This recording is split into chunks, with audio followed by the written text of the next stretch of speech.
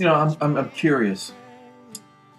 Do you or have you ever struggled with something? I mean, to the point where you're just so frustrated with the decision you have to make, and you knew that God was telling you one thing, leading you one way, but you were struggling with it, and it was such a hard thing that you just so frustrating. I believe all of us have been there and done that, and probably will continue to always be there and done that. Jesus had the same problem. Jesus struggled. And everybody's like, oh, yeah, right. Jesus didn't struggle. He's the Son of God. Well, yeah, he did. Look at the Garden of Gethsemane. You look at that. When Jesus went into that garden to pray, the boy struggled. Because the plan A was, you're going to the cross, and you're about to die a bad death here. You're about to come down. And Jesus is going, hey, look, Bob, if there's another way, if there's a plan B, let's go that route. And he struggled with it because, you know what? At that point, Jesus wasn't 100% there. He wasn't there yet. But he stayed there and he camped out there. And the Bible tells us he prayed so hard, he struggled so much that he was sweating drops of blood. I mean, that's struggling. But yet, you and I, we take that part and we kind of sugarcoat it and blow it off.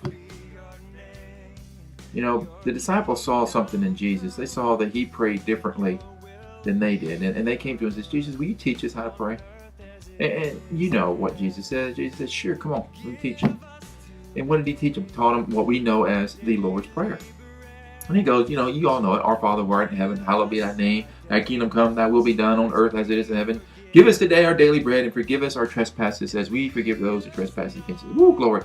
And we go through that. We say about that fast. We run through it thinking, all right, I just prayed like Jesus prayed. Oh, yay.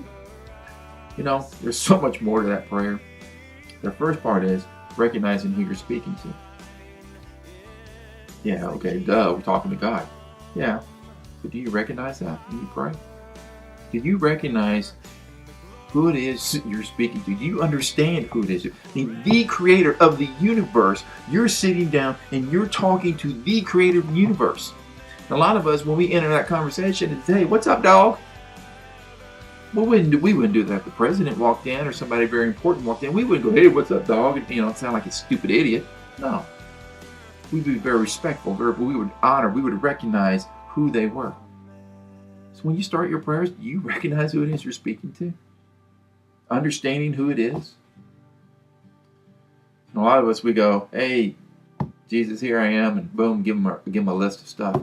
Well, here's the thing about the stuff. I mean, God wants to hear about your wants and your needs.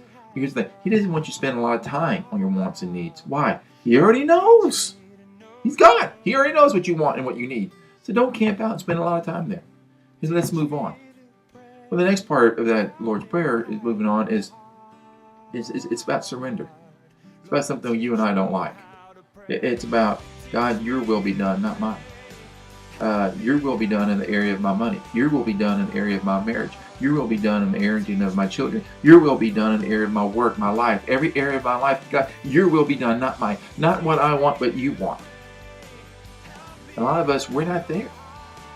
And here's the cool thing about Jesus. He knows you're not there. So he said, hey, look, when I was in the garden, I struggled. I camped out there and I struggled. And what he's telling you, I know you're not there yet. A lot of you're not. But this is what he wants.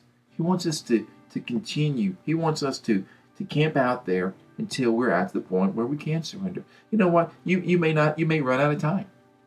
But you just come back the next time and go, hey, this is where we left off, and let's pick up right back here. I'm still struggling with being able to surrender this. But you camp out there and surrender until you get to the point where you can fully surrender. And then the last part of the prayer is understanding we're solely dependent upon him. We're dependent upon him for our food, for everything. I mean, you just think about it. We're solely dependent on God. I mean, you say, well, I have a job. Well, that's great. Who gave you the job? God did. Who created? God did. You have no control. It's God. It's all God. So don't even argue. It's all God. We're so dependent on him, but yet we blow it off. So what I challenged you on Sunday to do, and what I'm challenging you now is this. Will you take some time and do what Jesus did? He got away. Got away from the distractions. Got away from it all. Just recognize who it is you're speaking to. Understand. Just talk about how awesome. I mean, hey, read some Psalms. I mean, if you want to read some Psalms, it's a great way to start. Recognizing who God is. And then camp out there with the surrender part. Camp out until you can fully surrender. And then recognize that you're how dependent you are upon Him. And when we do that, Jesus, basically what Jesus says is that, boy, now you're praying, dog. Now you're praying. And that's where we need to be. So don't rush through your prayers. Don't throw out some kind of formula prayer, lay me down to sleep and all that. Don't do that. Spend some time, camp out, and pray. When you do, God is going to show up and move in incredible ways. So I hope you take the challenge. I tell you what, we got one more week left, and can you hear me? This has been incredible. This has been an incredible series, and I hope you can be here Sunday to get to the end of it. I love you guys, and I'll see you later.